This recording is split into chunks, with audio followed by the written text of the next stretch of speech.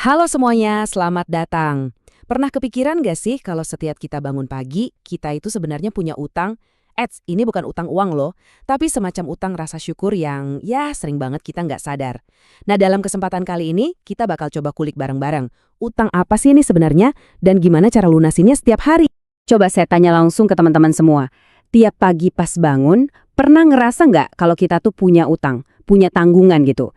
Ini bukan pertanyaan iseng loh, tapi ini ajakan buat kita sama-sama ngelihat pagi hari itu dari sudut pandang yang beda, dari kacamata rasa syukur. Nah, jawabannya mungkin ada di angka ini. 360. 360 ini bukan angka sembarangan. Menurut sebuah ajaran kenabian, ini tuh jumlah sendi di badan kita. Ya, sendi yang bikin kita bisa gerak, bisa kerja, pokoknya bisa hidup normal. Nah, disinilah tantangannya dimulai. Untuk setiap satu dari 360 sendi itu, kita tuh punya kewajiban buat bersedekah. Satu sendi, satu sedekah. Setiap hari. Tunggu, apa? 360 sedekah setiap hari? Kedengarannya mustahil banget kan? Gimana coba caranya? Oke, ajaran yang luar biasa ini asalnya dari sabda Nabi Muhammad. Tapi, lewat siapa pesan ini sampai ke kita? Penting banget nih buat kita tahu sumbernya, biar kita makin paham dan makin menghargai maknanya. Cerita ini sampai ke kita lewat seorang sahabat Nabi yang super keren, namanya Abu Hurairah. Dan ada yang unik nih dari nama beliau. Abu Hurairah itu artinya bapaknya anak kucing. Lucu ya, julukan ini beliau dapat karena saking sayangnya sama seekor anak kucing. Dari sini aja kita udah bisa ngebayangin betapa lembut hatinya beliau. Tapi jangan salah, Abu Hurairah ini bukan cuma pecinta kucing biasa. Beliau itu salah satu sahabat paling dekat sama Nabi. Dan yang paling terkenal dari beliau adalah ingatannya yang fenomenal. Bahkan Nabi sendiri pernah mendoakan khusus supaya ingatan beliau kuat. Dan hasilnya, wow, beliau meriwayatkan lebih dari 5.300 hadis. Bisa dibilang, beliau ini jembatan pengetahuan kita ke zaman itu. Dan ini dia inti ajarannya yang diriwayatkan oleh Abu Hurairah. Setiap sendi seseorang wajib disedekahi setiap hari matahari terbit. Dalam banget ya pernyataannya. Coba deh kita rasapi bareng-bareng sejenak. Oke, kalau dari tadi teman-teman masih mikir gimana caranya sedekah 360 kali sehari, tenang, sekarang kita masuk ke jawabannya. Dan jawaban ini, serius deh, bakal mengubah cara kita ngelihat sedekah buat selamanya. Jadi pertanyaan kuncinya kan gimana cara bayar utang ini? Apa kita harus keluarin uang 360 kali tiap hari? Ya nggak mungkin dong. Nah, disinilah Nabi menjelaskan kalau makna sedekah itu jauh lebih luas dari sekedar uang. Dan yang paling penting, bisa dilakukan sama semua orang.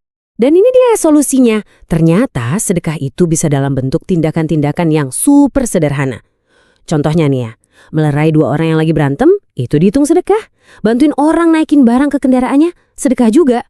Bahkan, ngomong yang baik-baik, setiap langkah kita ke tempat ibadah, sampai buang paku atau duri dari jalan, itu semua dihitung sedekah.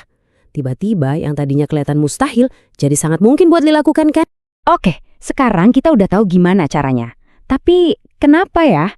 Kenapa kok tindakan-tindakan tadi dihubunginnya sama sendi-sendi di tubuh kita? Nah, ini nih yang bakal ngebawa kita ke filosofi yang lebih dalam lagi, yaitu tentang rasa syukur atas nikmat yang sering banget kita anggap remeh, kesehatan. Jadi gini, setiap perbuatan baik yang kita lakuin, itu pada dasarnya adalah wujud syukur.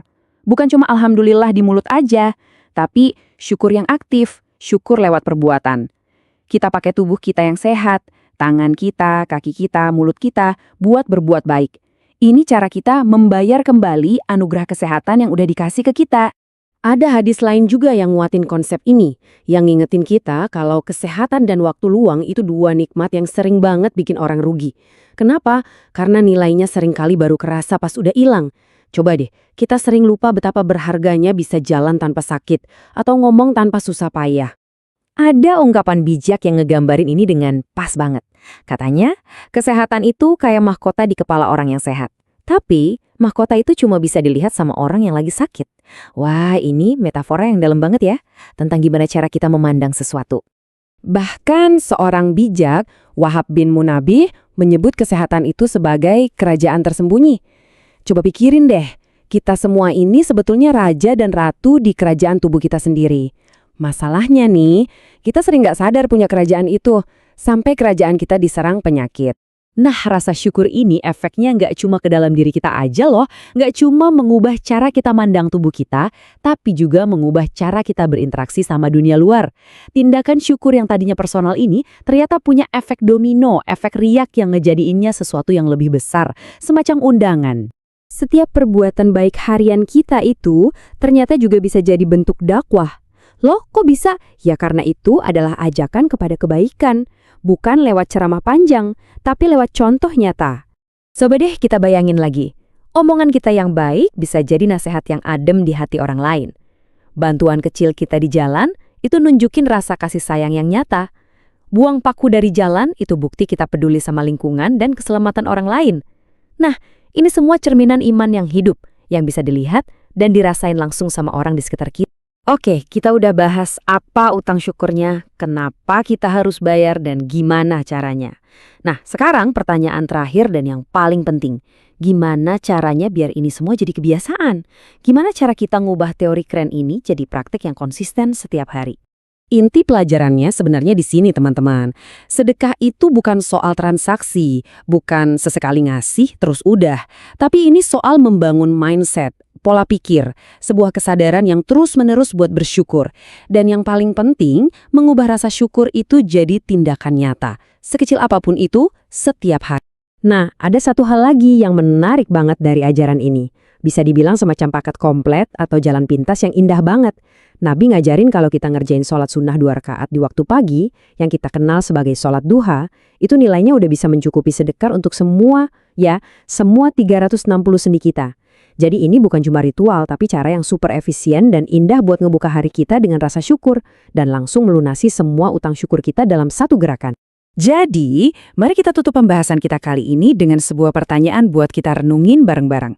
Setelah tahu semua ini, kira-kira tindakan syukur apa nih yang bakal teman-teman lakuin hari ini? Bisa jadi sesederhana senyuman ke orang lain, ngucapin terima kasih yang tulus, atau ngasih bantuan kecil. Pilihannya ada di tangan kita masing-masing.